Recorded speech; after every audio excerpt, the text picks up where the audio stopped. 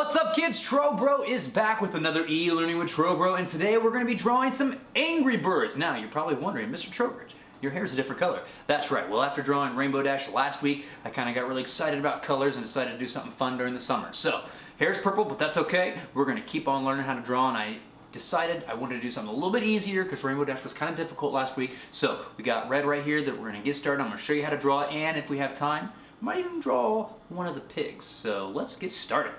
Alright, so here on the left side I have my picture of Red that I'm going to draw, and like all of my e-learning videos, before I draw this I want to break down Red into his most simplest shape. So with this green brush, he is basically just a circle, and then I drew this plus sign. That plus sign is going to help me draw his eyes and his beak and make sure that I'm putting them in the right spot. So I'm looking on the left side and I look for those shapes that the green crosshairs that plus makes with his beak. Like I see those little triangles right at the top of his beak. And I'm going to use those lines to help me know where to draw his beak. And I'm going to make sure that I'm drawing light. I'm always drawing light because if I make a mistake, I can erase a very light line. Alright, so the biggest shape that I think I see on Red is definitely his beak, and then after that I'm going to do his eyebrows. Nice and thick rectangle shapes. Now to draw his eyes, which are basically circles, and both of his eyes, they meet right on that line in the middle. And then the next big shape that I see is Red's belly, and it's kind of like a half circle shape, kind of like an oval, but you don't see all of it. So it's just the bottom, so it's just kind of like a big rainbow or a giant hill.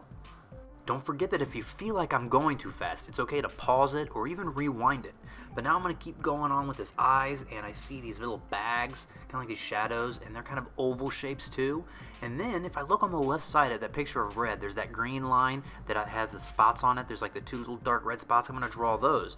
But look at where they are on the left side where that green line is. And I'm going to try to put them in the same spot as my drawing on the right.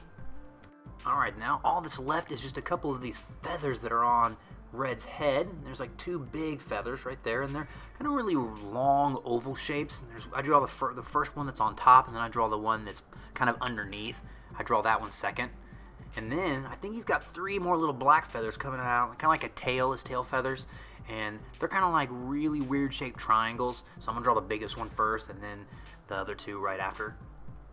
And then I think all I have left to do is draw Red's pupils, those two little black circles in his eyes. Those are called pupils, and then I think my Red is ready to be cleaned up. Alright, now that my drawing is basically done, I'm going to go over and push down a little bit harder with my pencil and darken all of the good lines. Now, one of the great things about Angry Birds is it has great art design. The designs are easy to draw for kids, and that's one of the reasons I chose this, is not only because it's a good game and it's a fun movie, but the characters are really dynamic. They look good, they're easily recognizable, and they're really easy to draw. A lot of circle shapes, maybe a couple triangles, but I think even like a 5-year-old could draw an Angry Bird, and I think that is a great testament to the art direction. Now that everything is darkened in, I'm going to go back and I'm going to erase all those lines that I don't like. Now, I drew really lightly, so it's going to be easy for me to erase these. And as an artist, you really got to train yourself on how hard to push on your pencil. Sometimes you want really light lines, sometimes you want dark lines. I'm going to go back and clean up my drawing so it looks nice and neat. And then if you want to, you can paint yours, use colored pencils or crowns or markers, whatever you want. And make sure that you take a picture of it, have your parents email me it so I can feature it at the end of my next video, and then I think my Red is all finished.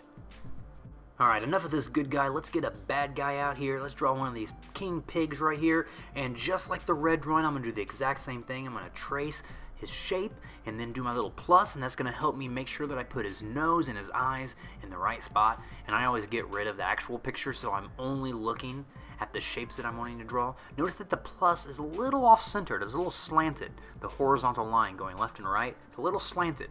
His eyes are a little crazy, this king pig. So I'm going to try to draw this real quick, and then as soon as I do, I'm going to bring back my picture of the pig, and then start drawing the shapes that I see.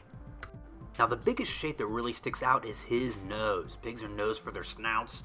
Some pigs are used to find truffle-like mushrooms, and so their senses of smell is really good. So he's got this big schnoz right here in the front, and I'm using that plus sign to help me draw his nose. I look at those little shapes that it makes like on the bottom of the plus. And they kind of these weird triangle shapes that have curves on them. And then after that, I can draw his eyes. Now remember, I'm using a pen tablet, so like I'm looking at my screen, but I'm drawing down with my pen tablet from my computer, and so it's kind of hard to make circles. That's why I draw really sketchy, but I'm going to try to do my best and draw 2 circular eyes. If you're using Pixlr, you could probably really easily make some circles, but drawing it while looking at my screen is a little difficult. Right now, his bottom of his mouth is kind of like an upside down rainbow. Just another big part of a circle, like an arch. That's not too bad. And then let's go ahead and start doing the nostrils. Now these are some really weird organic shapes. They're not really circles. They almost look kind of like, the one on the right looks like a guitar pick to me. And the other one's a little bit bigger. He is not symmetrical. Remember, symmetrical means that they're the same on both sides. Symmetry. Same on both sides. So this pig is not symmetrical. He is different. Some weird organic shapes. I think the next big shape that really sticks out is his crown. So I'm kind of looking and seeing where to draw the crown. It's just a little bit to the right of that plus sign. And then I'm going to draw it. Make sure that I get the right size. So the crown starts right kind of where his eye and his nostril meet. That's how I know where to put these lines. And kind of like a W shape right up here. And then draw the 3 little gems. Now the one in the middle is a circle, but the 2 on the left is kind of like curved. And then there's kind of like a shallower bowl. It's kind of like a rainbow and then like a really shallow rainbow. So it's not a full circle. It's kind of like a weird looking oval shape.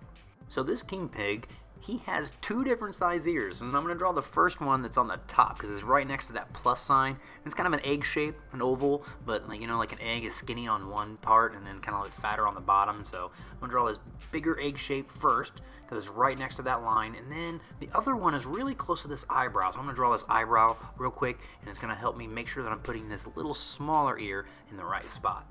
I got most of the big details out of the way. Got to do this other eyebrow, and maybe I'll draw his pupils. And then I think all that's really left is he's got his ear holes that look kind of like a guitar pick to me. I must have like my guitar on my brain. And then do these shadows underneath his eyes and his mouth. And those are kind of like, once again, like upside down rainbows, kind of an arch that's upside down hill, if you will. Really easy shape, kind of like really shallow U's. And then I think I am ready to start darkening in my drawing. Alright, now I'm going to go and darken all the lines that I think are correct. I'm going to ignore all the lighter lines that I think are wrong. And I think this is definitely one of the funner parts of the drawing, is once all the hard work is out of the way, going and making sure that your drawing looks just like the picture that you're looking at. So I'm going to color in all the dark areas and darken all the lines, and my pig is really starting to pop. Alright, now my last step is to clean up my drawing, and if you want to, you can color it. You can add backgrounds, you can have red flying at the pig, and maybe build a base that the pig is sitting in to protect himself. But I got my finished pig drawing, and then let's get my picture of Red up, and then here's my Angry Bird drawings. Looking good. Well, kiddos, I hope you had fun drawing some Angry Birds, and if you want me to showcase the drawing that you did today, all you have to do is have your parents email me at this email address right here, and on my next e-learning video, I will show the drawing that you did. Now, I hope you guys are practicing all the time, and I will see you next week.